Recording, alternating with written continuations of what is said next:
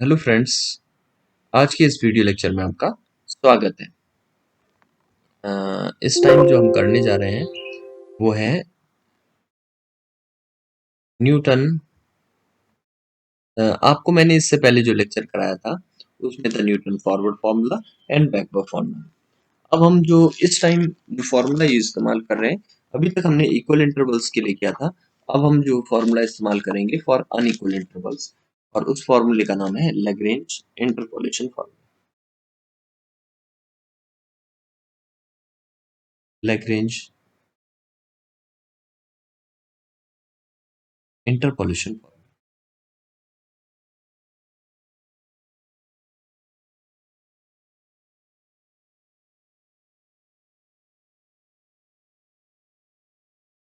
देखिए, यहाँ लिख देता हूँ, it is use for unequal.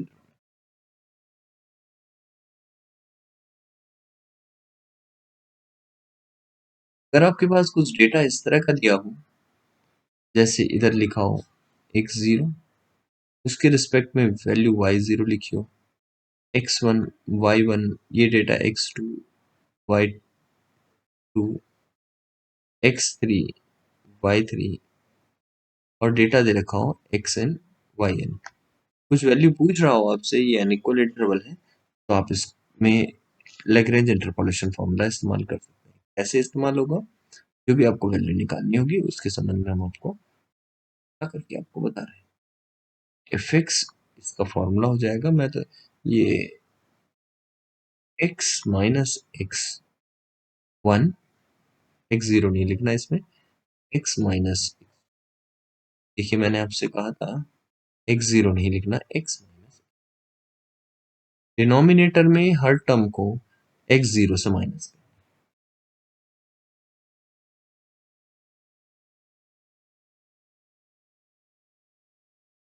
x zero minus x, यहाँ पर जो टर्म होगी y जीरो प्लस जो भी वैल्यू आपसे पूछी होगी वो x होगी, तो आप वैल्यू पुट कर लेंगे कि कौन सी वैल्यू आप पूछाना चाह रहे हैं। तो यहाँ x की जगह रखेंगे, तो इस फॉर्मूले में x की जगह वो वैल्यू आ जाएगी।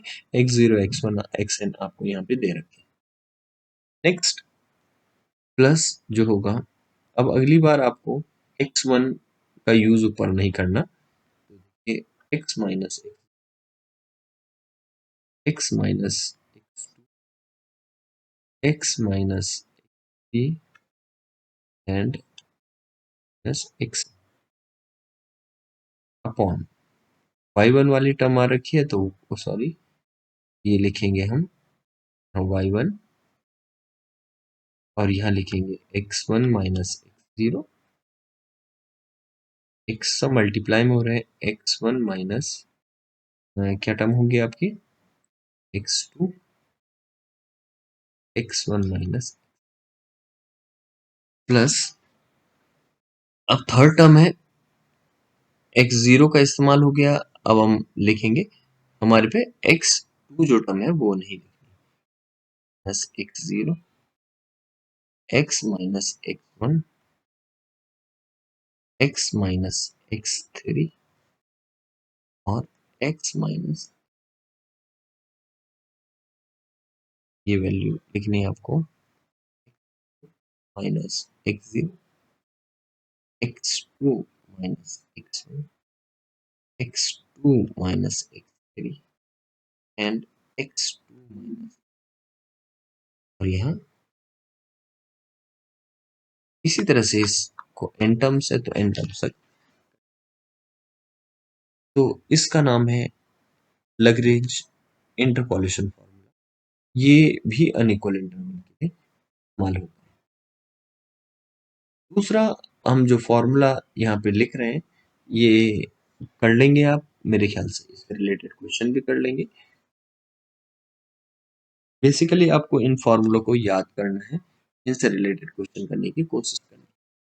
ये चलते हैं, जो आगे फॉर्मूला है हमारे पास उसका नाम है न्यूटन डिवाइडेड डिफरेंस फॉर्मूला। क्या करना है, न्यूटन, ये किस चीज के लिए इस्तेमाल होता होगा, ये भी unequal Newton's divided difference formula, divided difference formula, Newton divided difference. इनसे रिलेटेड हम क्वेश्चन भी करेंगे कि किस तरह के ऑब्जेक्टिव क्वेश्चन आपके पेपर में बन सकते हैं, लेकिन फिलहाल आप प्रैक्टिकल पार्ट कोशिश कीजिए।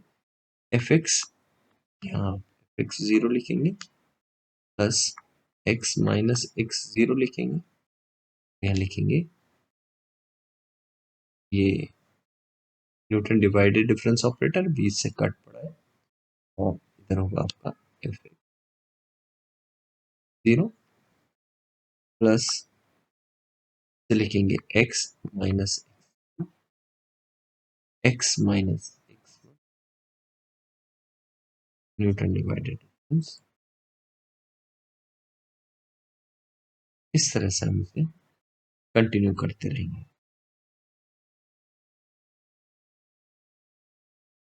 यहाँ पे सफिक्स में जो टर्म लिखी जाएंगी वो हम लिख सकते हैं x1। प्रॉब्लम में मैं इनको बताऊंगा ये किस तरह से हमें सॉल्व करनी है।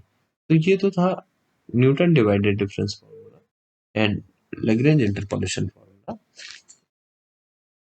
इससे रिलेटेड क्वेश्चन हम अभी कुछ टाइम बाद देखेंगे, करेंगे।